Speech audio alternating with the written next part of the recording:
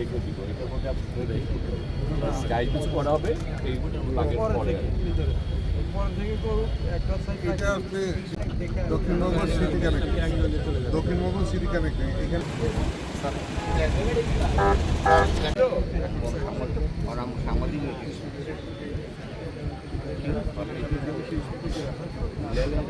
Dakshinbanga city connect.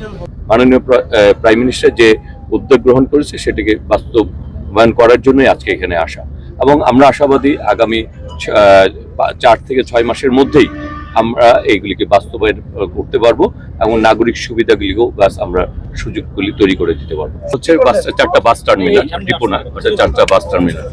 হয়তোবা বিগত সরকারের সময় সেগুলিকে অনেকেই ডিপো হিসাবে ব্যবহার করা শুরু করেছিল, যে কারণে ঢাকার যানজটটা ভোগান্তি স্বীকার করেছিল জনগণকে।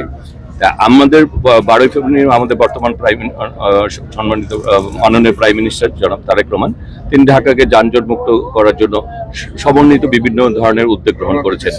সেই উদ্যোগের অংশ হিসাবেই আজকে আমাদের বিশেষ করে আজকে আমরা বলতে এসেছি ফুলবাড়িয়া এবং যাত্রাবাড়ি সাইদাবাদ যে বাস স্ট্যান্ড আছে তার কিছু অংশকে, বেশিরভাগ অংশকেই, কিছু অংশকে কেরানীগঞ্জ এবং কিছু অংশকে আজকে নারায়ণগঞ্জের এই জায়গায় কাঁচপুরের এই সোনারগাঁয়ের এই অংশে আমরা স্থানান্তরের জন্য যে উদ্যোগ গ্রহণ করা হয়েছে সেটি সরজমিনে পরিদর্শন করার জন্য আমরা এখানে উপস্থিত হয়েছি। এটা উল্লেখ করেছেন ঢাকা সিলেট হাইওয়ে, এটিকে উন্নয়ন করার জন্য আমরা যে ইতিমধ্যে বিগত সময়ে সেটির 20% এটির কাজ হয়েছিল, ইতিমধ্যে প্রায় 48% কাজ কিন্তু আমরা সমাপ্ত করতে পেরেছি ভূমি অধিগ্রহণের, এবং কাজ কিন্তু চলছে।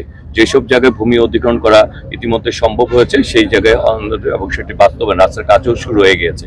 আমরা এবং আমাদের সরকারও ঢাকা সিলেট হাইওয়ে এটি উন্নয়ন করার জন্য অলরেডি বাস্তবায়নের কাজ চলছে। আমি নিজেও সেই এলাকা পরিদর্শন করেছি। এআই প্রযুক্তির নির্দিষ্ট কোনো একটি অংশের জন্য বা কয়েকটি সিগন্যালের জন্য কিন্তু করা হয়নি, এটি টোটাল ঢাকার যতগুলি সিগন্যাল আছে যেগুলি গুরুত্বপূর্ণ বেশিরভাগ প্রাথমিক পর্যায়ে এগুলি এআই পদ্ধতি বাস্তবায়ন করা হবে, কিন্তু পর্যায়ক্রমে সব জায়গায় এই কাজগুলি সম্পন্ন করা হবে।